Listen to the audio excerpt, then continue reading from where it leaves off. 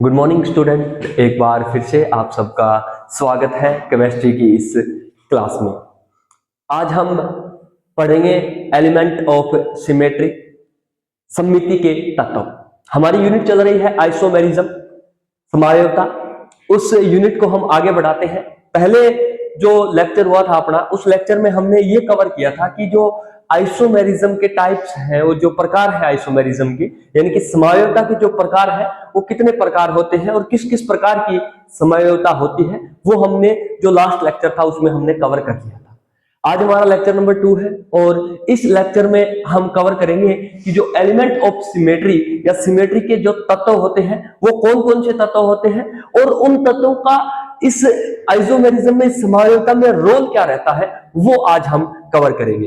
तो सममिति के तत्वों की अगर मैं बात करूं तो मुख्य रूप से 3 तत्व होते हैं। वो कौन कौन से? एक तो सममिति का तल, सममिति का अक्ष, और एक होता है सममिति केंद्र, यानी कि प्लेन ऑफ सिमेट्री और एक्सिस ऑफ रोटेशन। और बात करूं तो एक होता है सममिति का केंद्र, यानी सेंटर ऑफ सिमेट्री। ये 3 अपने पास एलिमेंट होते हैं। ये तीनों एलिमेंट क्या होते हैं, इसका काम क्या होता है? तो बात करूं मैं तो इसका मुख्य काम जो होता है वो मुख्य काम होता है कि कोई भी अणु है अपने पास, कोई भी मॉलिक्यूल है, वो मॉलिक्यूल सममित होगा या असममित होगा, उस बात का पता हमें इन तीनों एलिमेंट को ध्यान में रखते हुए ही पता चलेगा। क्या कोई मॉलिक्यूल सममित है या कोई मॉलिक्यूल असममित है, इसका पता चलने के बाद ही हम कह सकते हैं कि किसी भी मॉलिक्यूल में प्रकाशिक गुण पाया जाएगा या प्रकाशिक गुण नहीं पाया जाएगा। इसका डिसाइड हम तभी कर पाएंगे जब हमें ये एलिमेंट ऑफ सिमेट्री पता होंगे। तो देखिए, सबसे पहले मैं बात करता हूं अपने फर्स्ट एलिमेंट पे। पहला एलिमेंट है अपना सममिति का तल। क्या होता है सममिति का तल? तो डेफिनेशन से शुरू करते हैं कि वह तल जिससे किसी वस्तु को विभाजित किया जाए तो बने हुए दोनों भाग एक दूसरे के दर्पण प्रतिबिंब होंगे। अपने को मॉलिक्यूल पे तो बाद में जाना है, अपने को पहले ये देखना है कि सममिति तल क्या है, यानी कि कोई ऐसा प्लेन, ऐसा समतल जिस समतल से हम किसी को 2 भागों में काट दें और काटने के बाद जो 2 भाग अपने पास प्राप्त हुए वो दोनों एक दूसरे के दर्पण प्रतिबिंब है, तो वो अपना जो तल होगा वो तल अपना क्या कहलाएगा? सममिति का तल कहलाएगा। जैसे कि एग्जांपल के तौर पे मान लीजिए कि अपना अंग्रेजी वर्णमाला का अक्षर ए है, अंग्रेजी वर्णमाला का अक्षर ए। अब ये अक्षर ए है, इसको मैं इस प्रकार से कट कर दूं, इस प्रकार से 2 भागों में विभाजित कर दूं, 2 भागों में बांट दूं कि वो दोनों भाग एक दूसरे के बिल्कुल दर्पण प्रतिबिंब हो। अब आप बोलोगे सर दर्पण प्रतिबिंब का मतलब, दर्पण प्रतिबिंब का क्या मतलब होता है? दर्पण प्रतिबिंब का मतलब ये होता है कि जब भी अपने क्या करते हैं, दर्पण के सामने या शीशे के सामने खड़े होते हैं तो हमें हमारी ही हुबहू एक प्रतिबिंब दिखाई देती है, फोटो कॉपी दिखाई देती है, लेकिन उसमें कुछ चेंजेस होते हैं। वो क्या होते हैं? क्या हम जैसे दर्पण के सामने खड़े हैं वैसे के वैसे दिखाई देते हैं क्या? नहीं, बिल्कुल नहीं दिखाई देते। होता क्या है कि जो लेफ्ट साइड होता है वो राइट साइड, और जो राइट साइड होता है वो लेफ्ट साइड हमें दिखाई देता है। तो यही दर्पण प्रतिबिंब होता है, यानी कि एक कोई बिंब है, उस बिंब की फोटोकॉपी होती है, लेकिन फर्क ये होता है कि जो लेफ्ट साइड है वो राइट और राइट साइड जो है वो लेफ्ट साइड दिखाई देती है। उसी प्रकार से अगर इस ए अक्षर को मैं 2 भागों में काटूं तो इस प्रकार से काटूं कि वो एक दूसरे के अगर दर्पण प्रतिबिंब होंगे तब तो इसमें कोई सममिति तल पाया जाएगा, और अगर नहीं होंगे तो इसमें कोई सममिति तल नहीं पाया जाएगा। तो देखिए कि अगर इस ए को अगर अपने इस प्रकार से काट दें, अगर इसको ऊर्ध्वाधर काट दें, तो क्या ऊर्ध्वाधर काटने पर ये हमें दर्पण प्रतिबिंब प्राप्त हो रहा है क्या? नहीं, बिल्कुल नहीं, क्योंकि ये और ये एक दूसरे के दर्पण प्रतिबिंब हो सकते हैं क्या? इसको इस प्रकार से काटा तो हमें ये प्राप्त हुआ, एक तो ये प्राप्त हुआ और एक हमें ये प्राप्त हुआ। क्या ये दोनों एक दूसरे के कभी प्रतिबिंब हो सकते हैं क्या? बिल्कुल नहीं हो सकते। फिर क्या किया जाए? अगर इसको मैं ए अक्षर को कुछ इस प्रकार से कट कर दूं, इस प्रकार से बीच में से बिल्कुल कट कर दूं, तो क्या प्राप्त होगा? जी सर, हमें एक तो ये प्राप्त होगा और एक सर हमें ये प्राप्त होगा। कभी भी देख लेना, इसके बीच में मिरर लगा दो, इसके बीच में दर्पण लगा दो, ये जो होगा वो बिल्कुल शीशे में बिल्कुल ऐसा दिखाई देगा। यानी कहने का मतलब है कि सर अगर इस प्रकार से ए अक्षर को काटोगे तो ये दोनों बिल्कुल एक दूसरे के दर्पण प्रतिबिंब होंगे। और अगर ये दर्पण प्रतिबिंब है तो हम कह सकते हैं कि सर ये हमारा एक सममिति तल है। उसी प्रकार से अब अपने अक्षर बी की बात कर लेते हैं।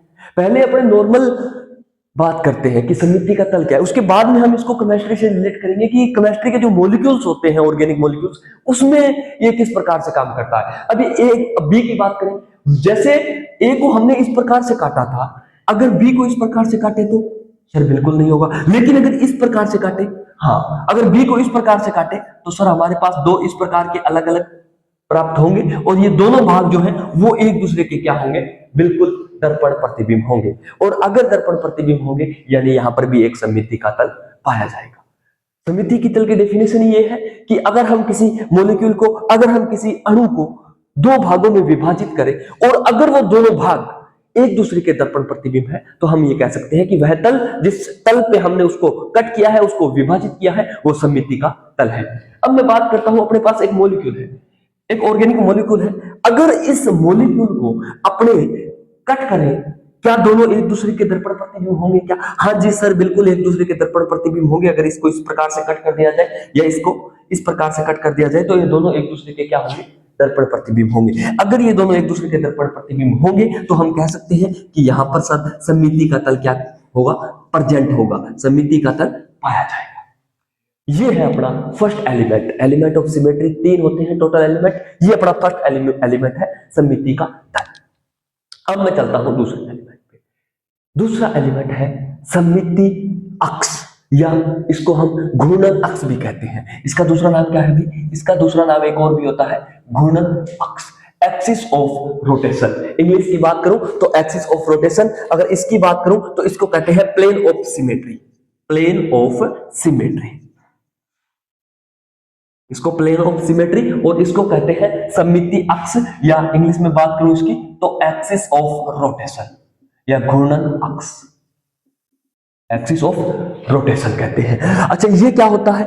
सबसे पहले डेफिनेशन पता होगी तभी हमें समझ में आएगा कि सर बात किसकी करना चाहते हैं। तो वह अक्ष जिस पर किसी अणु को घुमाने पर नया रूप उसके मूल रूप पर अध्यारोपित हो जाए। यानी कहने का मतलब है कि कोई भी चीज है, मॉलिक्यूल छोड़ दो, बाकी सब छोड़ दो, कोई भी एक चीज है, जैसे कि मान लीजिए मेरे पास ये मार्कर है, इस मार्कर को मैं कितने डिग्री पर घुमा दूं, कितने डिग्री का मतलब है कि कोई भी एक अक्ष पर घुमा दूं, चाहे 90 डिग्री, चाहे 60 डिग्री, चाहे 80 डिग्री, चाहे 180 डिग्री, इसको घुमा दूं और घुमाने के बाद अगर वापस जिस रूप में मेरे पास था, अब इस मार्कर तो को अगर मैं वापस उसी रूप में प्राप्त करना चाहूंगा, जैसे मैंने अभी इस रूप में पकड़ रखा है इसको, अगर ऐसा का ऐसा मार्कर अगर मैं प्राप्त करना चाहूंगा तो इसको कम से कम 360 घुमाना ही पड़ेगा, तभी ये रूप वापस आएगा, तभी ये जो इसका लोगो है वो बिल्कुल आपके सामने आएगा। यानी कि एक ऐसा अक्ष जिसके ऊपर किसी मॉलिक्यूल को घुमा दिया जाए, कितने डिग्री घुमा दिया जाए, उतने डिग्री घुमा दिया जाए, ताकि जो प्राप्त रूप है नया रूप, वो नया रूप जो पहले मूल रूप था, घुमाने से पहले जो रूप था, उसके ऊपर अध्यारोपित हो जाए। तो ऐसे अक्ष को सममिति अक्ष या घूर्णन अक्ष कहते हैं। नहीं समझ में आया होगा आपको? आएगा भी नहीं, क्यों? क्योंकि इसको थोड़ा सा कॉम्प्लिकेशन है। अब यहाँ पे एक एग्जांपल के माध्यम से मैं आपको बताता हूं। मेरे पास एक मॉलिक्यूल है, मॉलिक्यूल क्या है कि HAHB।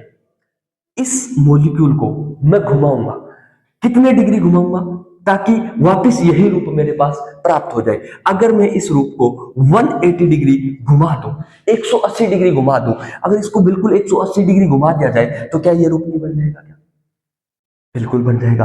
अगर इसको 180 घुमा दिया जाए तो क्या ये नहीं बन जाएगा? क्या हाँ सर, बिल्कुल बन जाएगा। इसका मतलब है कि अगर इसको 180 डिग्री घुमा दिया जाए दोनों को, तो ये अपने मूल रूप पर अध्यारोपित हो जाएंगे, यानी कि यहां पर एक घूर्णन अक्ष स्थित है।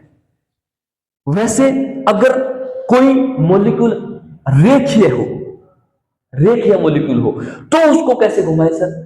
अब इसमें तो इन्फिनिटिव, यानी कि इसमें जो घूर्णन अक्ष है वो अनंत है, चाहे इसको कितने ही डिग्री पर घुमा दिया जाए। अगर कोई रेखीय मॉलिक्यूल है, उसको चाहे लीनियर मॉलिक्यूल को कितने डिग्री पर घुमा दिया जाए, ये वापस उसके जैसा ही मूल रूप हो जाएगा। कहने का मतलब है लीनियर मॉलिक्यूल में जो एक्सिस ऑफ रोटेशन होते हैं वो इन्फिनिटी होते हैं, अनंत होते हैं। यहां पर ये घूर्णन अक्ष है, यहां पर कुछ समझने वाली चीजें और है कि इस घूर्णन अक्ष को हम सी एन से प्रदर्शित करते हैं, रिप्रेजेंट करते हैं। सी एन से क्या करते हैं? प्रदर्शित करते हैं, रिप्रेजेंट करते हैं। सी एन का मतलब क्या हुआ? सी एन का मतलब, सी का मतलब होता है साइकिल यानी कि चक्कर, और एन का मतलब है कि कितने डिग्री का चक्कर, यानी कि कितने डिग्री घुमाने के बाद में अपने पास ये वापस उसी रूप में आ गया जो मूल रूप था, उसको हम सी एन कहते हैं। और ये एन की वैल्यू है, ये एन की वैल्यू कुछ इस प्रकार से आती है कि 360 डिग्री उसके अंदर डिवाइड कर दिया जाए। डिवाइड किसका कर दिया जाए? कि कितने डिग्री घुमाया गया है, यानी जो डिग्री घुमाया गया है, जैसे कि 180 डिग्री अगर घुमाने पर मूल रूप आ रहा है, मान लीजिए कि कोई मॉलिक्यूल है, कोई अणु है अपने पास, उसको हमने 180 डिग्री घुमाया तो उसका मूल रूप आ गया, तो यानी कि 360 डिवाइड बाई 180 2। अब ये जो वैल्यू आई है, ये वैल्यू किसकी है? ये वैल्यू एन की आई है, यानी कि यहां पर जो एक्सिस ऑफ रोटेशन होगा वो क्या होगा? C2। अगर किसी मॉलिक्यूल को 60 डिग्री घुमाने पर वो मूल रूप में आ रहा है, इसका मतलब है कि वहां पर 360 डिवाइड बाई 60 यानी कि C6, वहां पर जो एक्सिस ऑफ रोटेशन होगा वो C6 होगा। प्रदर्शित Cn से करते हैं। n क्या है? n है कि 360 डिवाइड बाई जितने डिग्री पर उस मॉलिक्यूल को हमने रोटेट करवाया है, ये होता है अपना घूर्णन अक्ष, एक्सिस ऑफ रोटेशन। अब अपने पास एक और बच गया, वो है सममिति केंद्र, सिमेट्रिक सेंटर। ये केंद्र, केंद्र अपने को भी पता है, चाहे एक वृत्त का केंद्र ले लो, चाहे आप किसी भी चीज का केंद्र की बात ये होती है कि एक बीच का बिंदु, और बीच का बिंदु कौन सा? काल्पनिक, इमेजिनरी। सिमिति केंद्र है वो रियल में एग्जिस्ट नहीं करता, वास्तव से उसका कोई लेना देना नहीं होता है, वह एक काल्पनिक बिंदु होता है। वह काल्पनिक बिंदु जो किसी मॉलिक्यूल के अंदर मौजूद है, और उस काल्पनिक बिंदु से हम बिल्कुल एक प्लेन सीधी रेखा खींचेंगे, उस सीधी रेखा के दोनों तरफ आमने सामने जो मॉलिक्यूल होंगे, वो मॉलिक्यूल अगर एक दूसरे के बिल्कुल समान है, बिल्कुल बराबर है, तो ऐसे बिंदु को हम क्या कहते हैं? सममिति केंद्र कहते हैं। वह काल्पनिक बिंदु जिससे कोई सीधी रेखा खींची जाए तो आमने सामने बिल्कुल समान परमाणु स्थित हो, ऐसे बिंदु को हम क्या कहते हैं? सममिति केंद्र कहते हैं, सिमेट्रिक सेंटर कहते हैं। जैसे मैंने एक एग्जांपल दे रखा है आप यहां पे, CH2 डबल बॉन्ड CH2, यहां पर मान लीजिए अपना क्या है? सेंटर है। यह एक इमेजिनरी है। पहली बात तो मैंने माना क्यों? क्योंकि सममिति केंद्र होता क्या है? होता ही इमेजिनरी है, होता ही काल्पनिक है। इस बिंदु से अगर मैं कोई एक सीधी रेखा इस प्रकार से खींच दूं, इस प्रकार से एक सीधी रेखा खींच दूं, क्या इस सीधी रेखा के इससे बराबर दूरी पर, अब ये भी नोट करने वाली बात है कि यहां से और यहां की ये दूरी जो होती है, ये दूरी भी बराबर होनी चाहिए। आमने सामने परमाणु तो बराबर होंगे ही होंगे, परमाणु तो समान होंगे ही होंगे, लेकिन ये भी शर्त है कि उस इमेजिनरी पॉइंट से, उस काल्पनिक बिंदु से जो उन परमाणुओं की दूरी है, वो दूरी भी बिल्कुल क्या होनी चाहिए? समान होनी चाहिए। तो यानी कि इस सेंटर से इस हाइड्रोजन और इस हाइड्रोजन की दूरी समान है, और दोनों तरफ ये हाइड्रोजन मॉलिक्यूल पाए जा रहे हैं। इसका मतलब है कि इस मॉलिक्यूल, इस CH2 डबल बॉन्ड CH2 में बिल्कुल एक क्या पाया जाएगा? सिमेट्रिक सेंटर पाया जाएगा, सममिति केंद्र पाया जाएगा। अगर यहां से इस प्रकार से भी लाइन खींची जाए तो सेम डिस्टेंस पे सेम मॉलिक्यूल यहां पर प्रेजेंट है। अगर इस प्रकार से लाइन खींची जाए तो भी सेम डिस्टेंस पे ये कार्बन मॉलिक्यूल मौजूद है। कहने का मतलब है कि यहां पर सेंटर ऑफ सिमेट्री बिल्कुल पाया जाएगा। सेंटर ऑफ सिमेट्री 101% इसमें पाया जाएगा। अब अगर बात करूं मैं बेंजीन की, बेंजीन जिसको कौन नहीं जानता? अगर आप केमिस्ट्री के स्टूडेंट हो तो बेंजीन तो जानते ही जानते हो। यह एक रिंग है, बेंजीन रिंग। अब अगर बेंजीन रिंग के बीच में मैं एक इमेजिनरी पॉइंट नोट कर दूं, काल्पनिक बिंदु, जिसको हम क्या मानेंगे? सेंटर ऑफ सिमेट्री मानेंगे।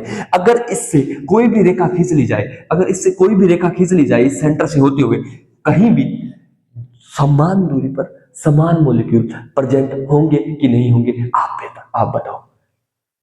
क्यों? क्योंकि हमें पता है कि सर यहाँ पे carbon CH2 CH2 CH2 CH2 और ये CH2 ये CH2, यही होता है, यही होता है।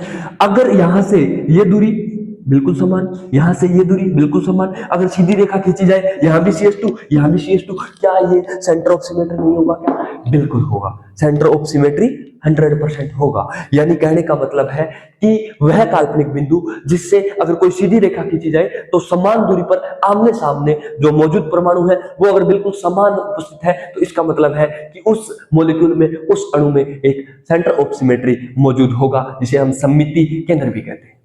3 एलिमेंट पढ़े हैं हमने सममिति के तत्व, एलिमेंट ऑफ सिमेट्री में। वो तीनों एलिमेंट में से अगर कोई भी एक, सममिति का तल, सममिति का अक्ष या घूर्णन अक्ष और सममिति केंद्र, सेंटर ऑफ सिमेट्री, इन तीनों में से अगर कोई एक भी किसी मॉलिक्यूल में मौजूद है, इन तीनों में से कोई एक भी अगर किसी मॉलिक्यूल में मौजूद है तो वो सममित तत्व होगा या सममित अणु होगा। वो क्या होगा?